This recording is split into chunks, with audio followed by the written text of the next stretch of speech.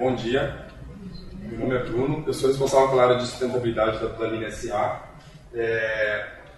A Dudalina S.A. fica hoje em Blumenau. Só para contextualizar um pouquinho, ela também é responsável pelas marcas base individual, que também são da Dudalina, mas hoje é mais conhecida a Dudalina.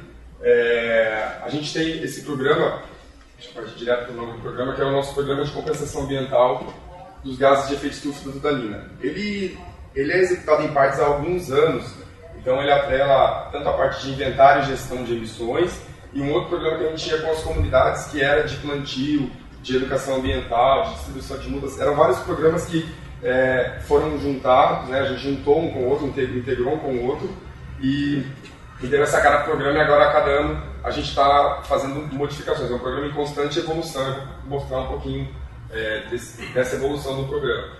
O nosso público-alvo são os colaboradores, os colégios da região. Então a gente tem fábrica em 6 fábricas em 5 cidades. Então pelo menos em cada uma, a gente tem uma parceria com um colégio em cada uma das fábricas, próximo de cada fábrica. Então toda a parte do programa envolve obrigatoriamente esse colégio, essa comunidade local. Então o colégio e a comunidade local. O objetivo é compensar o impacto ambiental da Dudalina. Esse impacto que a gente fala aqui é das emissões de gases do efeito estufa, nesse caso, por meio do inventário, através de atividades de plantio e distribuição de mudas nativas e atividades de sensibilização com colégios e comunidade. Então, a gente fazia um inventário de gases do efeito estufa desde 2009, que era feito esse inventário. E a gente também fazia as atividades de plantio desde 2007, 2008, algumas ações isoladas. E o que a gente fez? Bom, como a gente entende que tem um impacto ambiental que vem dessas atividades aqui, né, da empresa, por que não a gente fazer o nosso programa que a gente já faz, só que baseado nos resultados do inventário? Ou seja, quanto mais eu aumentar o impacto e a Dudalina vem crescendo a cada ano, mais eu vou ter que expandir esse programa, todo o programa, né, de forma geral. Então eu consigo fazer isso fazendo pelo número de emissões e o número de árvores que eu vou envolver nessa campanha. Então a gente tem primeiro que é o inventário de emissões. Esse inventário é feito desde 2009. Começamos a fazer internamente, era com consultoria. A partir do ano passado ele começou a ser feito internamente. A gente também entrou no Programa Brasileiro de GHG Protocol, que hoje é a base mais utilizada, mais reconhecida mundialmente para quantificar emissões. E a gente, falando de forma bem simples, a gente calcula o impacto ambiental dessas atividades. Então hoje todas essas atividades têm um impacto ambiental calculado de emissões, né? Então a gente entrou para a plataforma do GHG Protocol. Essa plataforma é online, todo mundo pode acessar o histórico de evolução da empresa, todos os dados estão lá.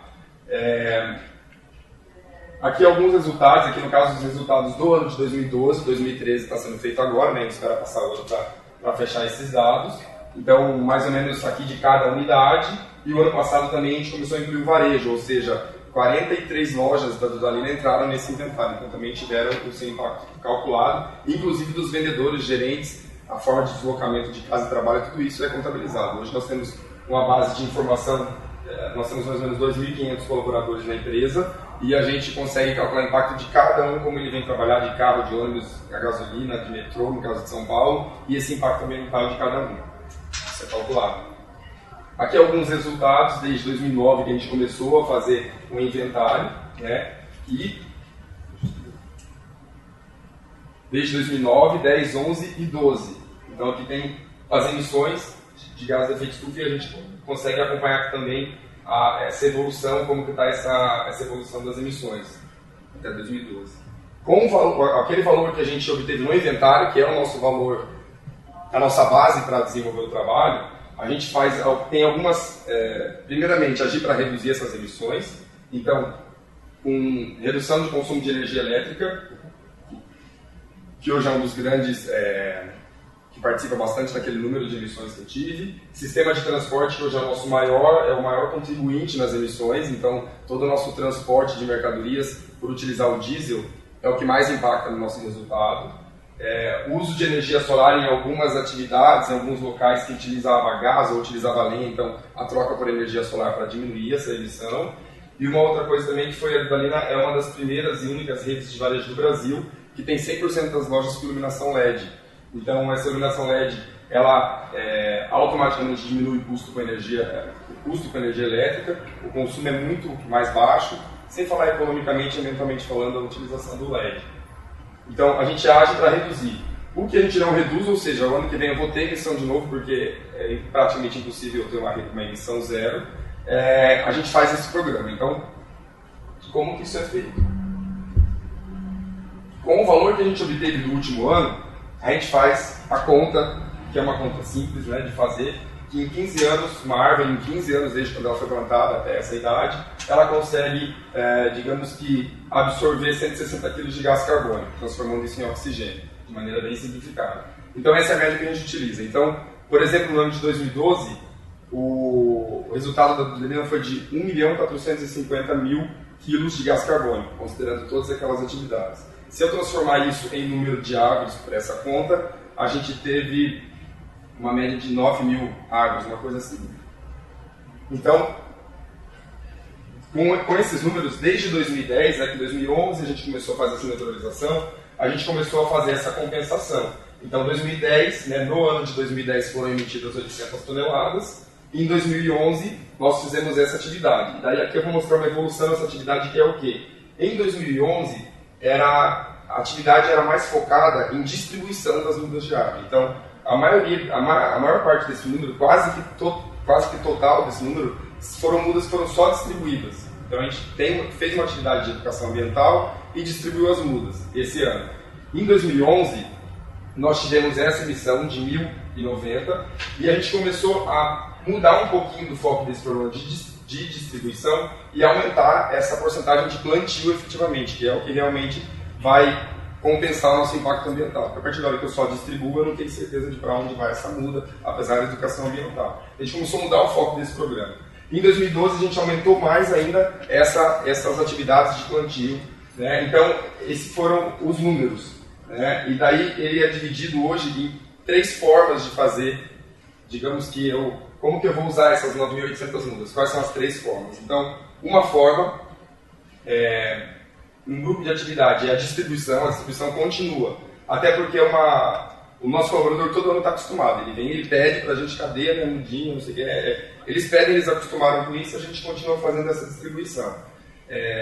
Mais do que distribuir a muda, é a educação ambiental que tem por trás disso. Porque eu vou colocar um balcão lá na frente, pega a sua muda e vai embora, não adianta nada. Então, isso aqui é sempre atrelado com palestra dentro das fábricas, com as escolas e nos locais que a gente faz. Então, tem para os colaboradores.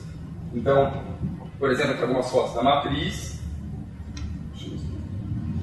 da filial de Benedito Novo, na unidade 54 fica também em Blumenau, em Presidente Getúlio, que é uma outra fábrica de Santa Catarina, em Luiz Alves, também é a fábrica de Santa Catarina, e em Terra Boa, que é aqui no Paraná, nossa fábrica que tem próximo de Cianorte. Junto com essa atividade, também a gente incluiu as lojas esse ano, como eles entraram no inventário, então as lojas também receberam no Brasil inteiro. Então a gente orientou os gerentes, conversou com eles todos sempre mudas nativas, sempre, isso é obrigatório, e de preferência frutífera, porque daí a pessoa tem um incentivo para plantar. Então, às vezes nativa que eles falam, mas isso aqui vai dar o quê? Vai dar uma árvore, não vai dar nada. Então, é uma forma de incentivar eles que daqui a 10 anos, a 5 anos, dependendo, eles vão ter também um retorno disso. Então, algumas fotos de alguns locais, de algumas lojas, Natal, Shopping Taboré em São Paulo, Iomar Aracaju, Goiânia Shopping, Guatemi Fortaleza, Dalina Natal. Os colégios da região, então aqui eu ainda estou falando só de distribuição, tá? Colégios da região, as atividades que a gente faz de distribuição nos colégios.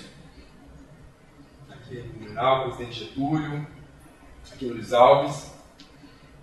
Além disso, participação em alguns eventos que tem na cidade, alguns locais que eles já conhecem, sabem que a Dalina tem um programa, vem pedir, você pode me ajudar com doação de muda para algum lugar? E esse na caminhada ecológica da Vila Copava, uma caminhada bem tradicional que tem em Blumenau, a gente colocou um stand lá, a gente tinha a distribuição das mudas e fazia orientação para o pessoal para plantio e mudas da região ali, né? Produzidas também em Blumenau. Além disso, doação para reflorestamentos. E esses reflorestamentos são pessoas que trabalham na Dudalina e eu tenho um sítiozinho e eu quero fazer o plantio, a pessoa quer fazer. Então eles vêm pedir para a gente, sabe que a gente tem esse trabalho e vem pedir. O que acontece? Aqui tem algumas fotos de alguns alguns plantios. Então, por exemplo, né, deixa eu passar aqui embaixo como que é feita essa doação. Deixa eu ver algumas fotos, né? Plantio em 2013 na casa de um colaborador, em 2012, aqui uma outra foto. A gente tem um termo de compromisso, a pessoa quer 200 mudas, 500, a gente dá, não tem problema se não, a gente compra, consegue, enfim, a gente vai atrás. Só que a pessoa faz a declaração, ela coloca o local do plantio, anexa a foto, a gente assina isso, guarda, e para poder fazer o monitoramento depois com fotos. E eles também acabam mandando, muitas vezes de forma voluntária. O pé de tangerina da casa da Sandra, ela manda foto pra gente. O Luiz fez um pomar na casa dele, todas aquelas árvores foram doadas pela Vilalina. As frutas já de alguns pés que o Luiz trabalha na Vilalina há uns 20 anos, e ele desde o começo planta algumas coisas na casa dele. O segundo grupo são atividades de sensibilização.